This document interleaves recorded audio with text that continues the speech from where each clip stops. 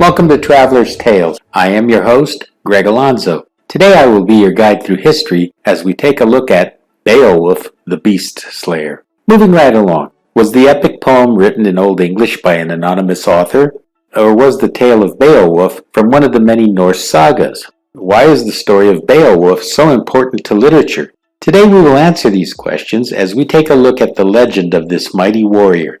Beowulf is an Old English epic poem, written in the German style. It is one of the most important and most often translated works of Old English literature.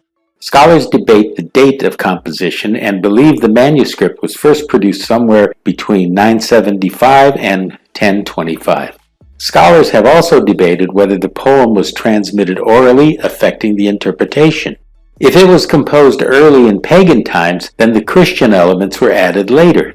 Whereas, if it was composed later by a Christian, then the pagan themes could be decorative arcasing. Yet another school of thought is that Beowulf is written mostly in the late Saxon dialect of Old English. However, other dialectical forms are present. This suggests that the poem may have had a long, complex transmission throughout the dialect areas of England. The poem survives in a single copy in the manuscript known as the Noel Codex. It has no title in the original manuscript, but it has become known by the story's protagonist. It is most interesting to note that the story features no English characters. The story is set in pagan Scandinavia in the 6th century.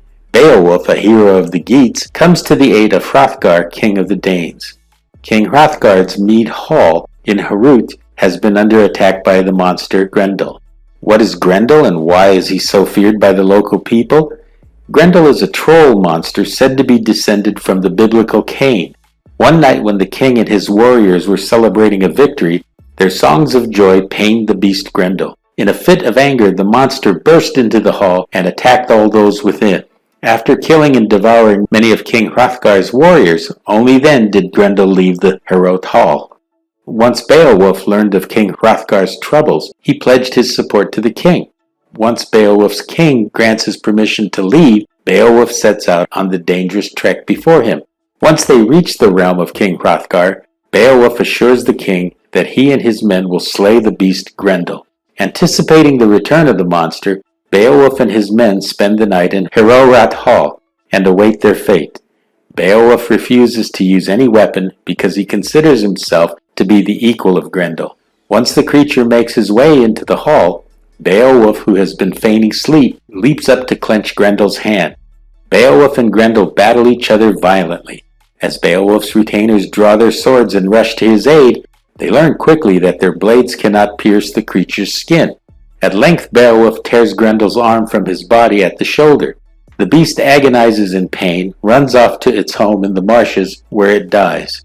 Beowulf was undeniably a powerful figure as he slayed the beast with his bare hands. Seeking vengeance, Grendel's mother attacks the hall and then is defeated by Beowulf. It is said that he slayed the demon with a giant sword that he found in the lair. Victorious, Beowulf goes home to Geatland and becomes king of the Geats.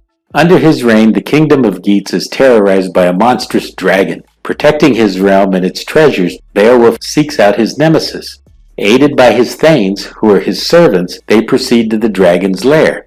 Eventually all the thanes fall by the wayside and only Beowulf's cousin Wiglaf dares to continue on the journey. After the epic struggle, Beowulf finally slays the dragon. Unfortunately, he is mortally wounded in the struggle.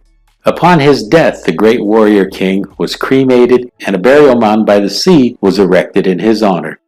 The poem blends fictional, legendary, mythic, and historic elements.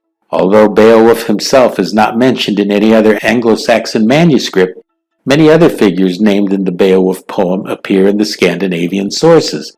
This is not only individuals, clans, and historic events are mentioned. The majority view appears to be that the figures such as King Hrothgar are based on a historical figure from 6th century Scandinavia. In the 19th century, archaeological evidence found in Sweden may have confirmed much of the Beowulf story. In Denmark, recent excavations in 1998 and 2004 have revealed that 3 halls, each about 50 meters, which is 160 feet long, were built in the mid-6th century. Could this in fact be the fabled Hall of King Hrothgar? What do you think? This brings us to the end of Beowulf the Beast Slayer. Thank you for joining us for this edition's Traveler's Tales. Please don't forget to like and subscribe to Traveler's Tales. This really is the best way to help our channel grow. Until we meet again at the crossroads of folklore and fact, Karatistos.